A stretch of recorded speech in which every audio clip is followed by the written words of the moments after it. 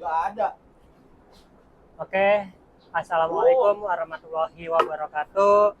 Perkenalkan, nama saya Bagus Tri Gunawan dan teman saya Saya Majaki Mubarok. dari kelompok 12, ya kelompok 12 ya. Ya. Mengenai fikih jinayat. Di sini kami akan memperdalam sekaligus diskusi mengenai fikih jinayat tersebut. Langsung aja ke pertanyaannya ya. Oke, pertanyaan yang pertama nih Mas Jaki. Apa yang dimaksud dengan fikih jinayat menurut Mas Jaki? Di Jinaya itu adalah cabang ilmu fikih yang membahas tentang tindak pidana dalam Islam beserta ketentuan hukum dan ijma ulama. Tujuan utamanya bukan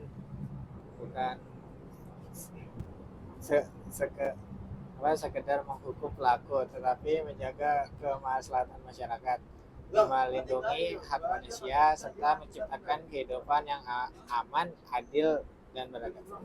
Dan tertib ya. Oke. Lalu nih Mas Jaki, pertanyaan kedua selanjutnya, mengapa sih Islam itu menetapkan adanya hukum jinayat? Islam memang agama yang penuh kasih sayang. Justru karena kasih sayang itulah Islam melindungi hak korban dan masyarakat. Hukuman yang tegas bertujuan mencegah kejahatan agar tidak semakin banyak korban. Jadi kasih sayang dalam Islam bukan hanya kepada pelaku, tetapi juga kepada korban dan masyarakat luas. Oke. Pertanyaan berikutnya nih Mas Jaki. Lalu mengapa sih itu fikih jinayat dibagi menjadi 3? Yang pertama tuh ada hudud, kisos, diyah, dan tazir. Kenapa tuh Mas Jaki?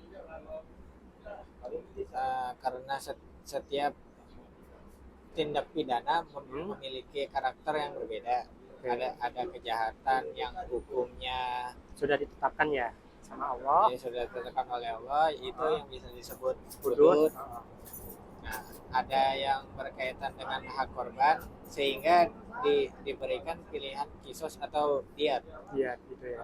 Dan ada kejahatan baru yang berkembang sesuai zaman, sehingga hukumannya diserahkan kepada pemerintah melalui tazir. Itu tazir ya. Lalu nih Mas Jaki, pertanyaan berikutnya. Lalu mengapa tazir itu dianggap paling relevan dengan perkembangan zaman sekarang? Karena perkembangan teknologi melalui bentuk kejahatan baru yang belum ada pada masa Rasulullah SAW. Serta cyberbullying, menipu online, penyebab hoax dan kejahatan cyber lainnya. Melalui takzir, pemerintah memiliki wewenang menetapkan hukuman yang sesuai sehingga hukum Islam tetap mampu menjawab tantangan zaman tanpa meninggalkan prinsip keadilan. Oke. Pertanyaan berikutnya, apakah tujuan hukum jinayat itu hanya berlaku untuk menghukum pelaku? Tidak. Kenapa tidak? Hukumnya hanyalah salah satu syarat. Tujuan utamanya adalah menjaga agama, jiwa, akal, terus keturunan dan harta, sebagaimana konsep maqasid syariah. Dengan demikian masyarakat dapat hidup aman, adil, dan tertib. Oke. Lalu pertanyaannya lagi Mas Jaki, bagaimana nih penerapan nilai-nilai fikih jinayat dalam kehidupan kita sehari-hari, khususnya kita yang sebagai calon guru SD? Bagaimana? Sebagai calon guru SD, nilai fikih jinayat dapat diterapkan melalui pembentukan karakter peserta didik, seperti mengajarkan kejujuran, tanggung jawab, disiplin, menghormati hak teman, tidak melakukan perundungan atau bullying, dan menyelesaikan konflik secara adil. Jadi yang diterapkan bukan bentuk hukumannya, melalui nilai-nilai keadilannya. Oke.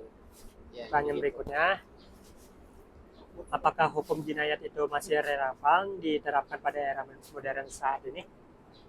Ya, karena nilai-nilai yang terkandung dalam jinayah bersifat universal, Universal ya. yaitu keadilan, perlindungan hak Hak asasi. asasi manusia, keamanan, dan Ketertiban ketertiban. sosial gitu ya. Ya, ketertiban sosial. Walaupun bentuk kejahatan berupa mengikuti Perkembangan zaman. zaman, tujuan hukum jinayah tetap relevan Apa tuh? sebagai Pedoman pedoman ya. moral dan etika dalam kehidupan bermasyarakat. Jadi begitu. Oke. Pertanyaan terakhir nih Mas Zaki. Iya. Lalu bagaimana pandangan Mas Zaki tentang fikih jinayat sebagai mahasiswa PGSD? Menurut saya, fikih jinayat tidak boleh dipahami hanya sebagai hukum pidana yang keras. Yang melebihi penting adalah memahami nilai-nilai yang terkandung di dalamnya, yaitu keadilan, tanggung jawab, perlindungan terhadap sesama, dan mencegah kejahatan. Sebagai mahasiswa PGSD, saya melihat nilai-nilai tersebut sangat penting untuk ditanamkan sejak usia sekolah dasar melalui pendidikan karakter, sehingga anak-anak tumbuh menjadi pribadi yang jujur, terus disiplin, bertanggung jawab, dan menghargai hak orang lain. Jadi penutupannya di sini ada pesan-pesan yang baik. Jadi menurut saya tuh fikih jinayat tidak boleh dipahami hanya sebagai hukum yang keras. Namun di sini yang harus kita pahami adalah tujuan di balik hukum tersebut itu melindungi manusia, menegakkan keadilan, lalu dan menciptakan kehidupan masyarakat yang aman serta tertib. Hukuman dalam Islam itu bukanlah tujuan akhir, melainkan sarana untuk menjaga kemaslahatan bersama. Mungkin itu saja yang bisa kami sampaikan dari kelompok 12. Saya Bagus Trigunawan dan Saya Mazaki Mubarok. kurang lebihnya mohon maaf apabila ada kesalahan dalam menyampaikan. Mohon dimaafkan. Assalamualaikum warahmatullahi wabarakatuh.